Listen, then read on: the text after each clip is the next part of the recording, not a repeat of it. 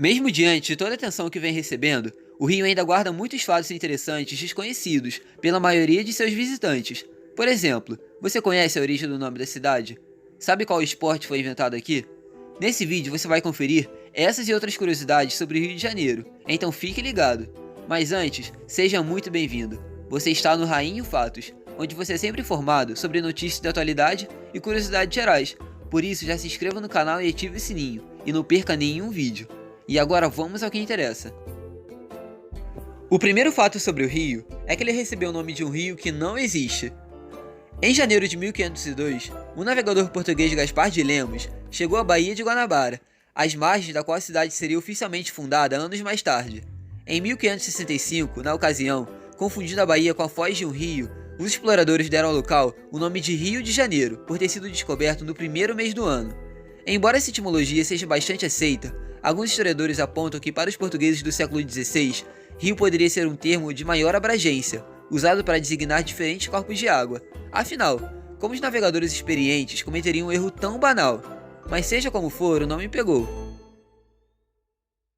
O rio já fez parte de uma colônia francesa.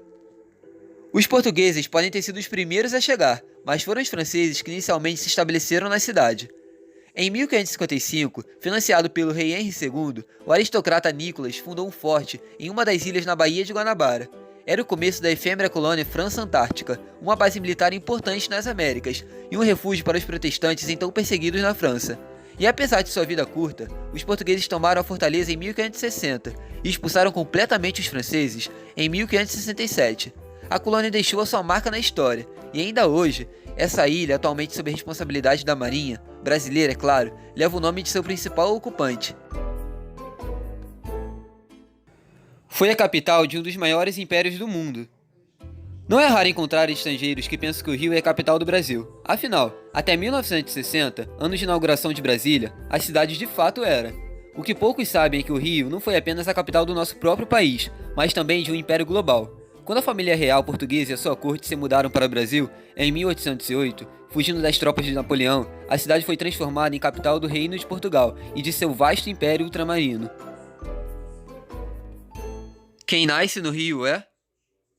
A origem do gentílico do Rio de Janeiro é controversa. Os cariocas podem ter recebido seu nome a partir de uma casa ou de um peixe. Não há dúvidas de que o termo Caraiuá vem do tupi, mas há mais de uma interpretação de seu significado. A teoria mais popular é que Caraiuá significa homem branco e Oca, casa. A junção de ambos remeteria à casa do homem branco, expressão que os povos indígenas usavam para designar as construções que os colonizadores portugueses estavam edificando em suas terras. Outros sugerem, no entanto, que o termo varia de acari, termo com o qual os índios tupinambás designavam uma espécie de peixe, que serviu de apelido aos portugueses devido à semelhança de suas armaduras com o casco desse animal.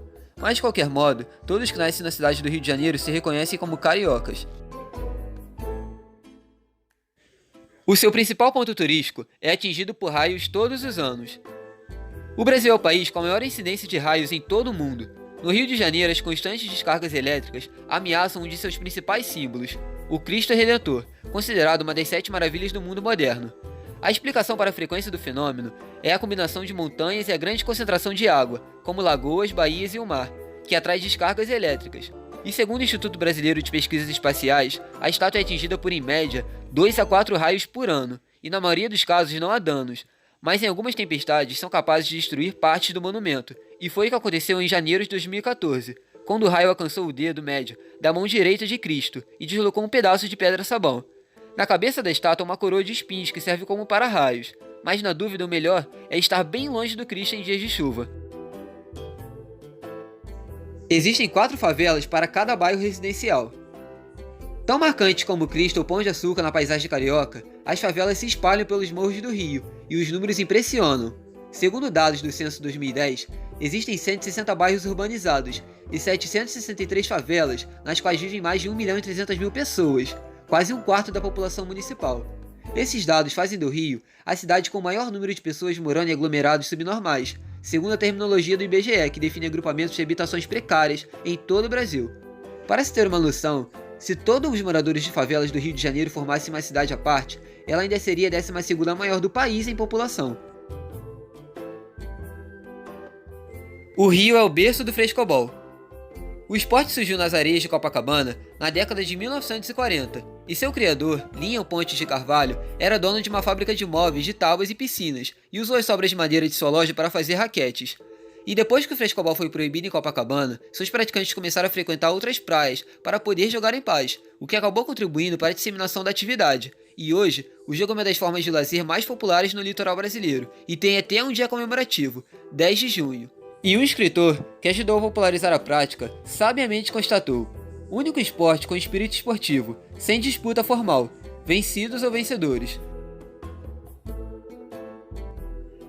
Mais de 100 ilhas acompanham seu litoral. A natureza foi generosa com o rio. Os marcos naturais, como maciços, baías, lagoas, rios e morros, se unem harmoniosamente à metrópole vibrante, criando paisagens de beleza cênica. Ao longo de seu privilegiado litoral, com cerca de 250 km de extensão, existem mais de 100 ilhas. Muitas dessas estão na Baía de Guanabara, como a Ilha do Fundão, onde se encontra a cidade universitária da UFRJ, a Ilha do Governador, sede do Aeroporto Galeão, e a Ilha de Paquetá, repleta de pontos arquitetônicos e paisagísticos, tombados e preservados. E vale ressaltar que esse é um dos passeios mais legais e diferentes do Rio de Janeiro. Um dos arquipélagos mais famosos é o da Ilha Cigarras, que pode ser visto da praia de Ipanema. E o nome curioso refere-se à grande quantidade de excrementos de aves marinhas que ali vivem. O Rio tem um recorde mundial de público em uma partida de futebol. Essa não é uma lembrança feliz para os torcedores brasileiros, mas um certo jogo entre Brasil e Uruguai entrou para a história. A partida que decidiu a final da Copa do Mundo de 1950, a favor do nosso vizinho sul-americano por 2-1, reuniu o maior público em uma partida de futebol, recorde registrado pelo Guinness. Segundo a FIFA, quase 200 mil pessoas foram ao Maracanã, um total de 173.850 pagantes e cerca de 20 mil não pagantes. O Maracanã pode até ter grandes dimensões, mas só foi possível comportar tanta gente porque naquela época a maioria dos torcedores ficavam em pé. Nas gerais, sempre cabia mais um. A partir dos anos 90, os estádios brasileiros foram remodelados para respeitar as leis de segurança e exigências da FIFA, incluindo a obrigatoriedade de assento para todos os torcedores, o que reduziu a capacidade do público.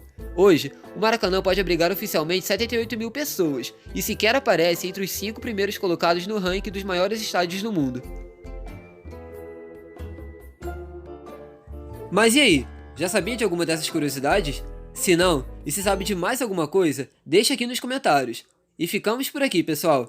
Se gostaram do vídeo, deixe seu like e se inscreva no canal. Não se esqueça de compartilhar esse vídeo, siga a gente lá nas redes sociais, o link está aqui na descrição e desde já muito obrigado. Você está no Rainho Fatos e até a próxima.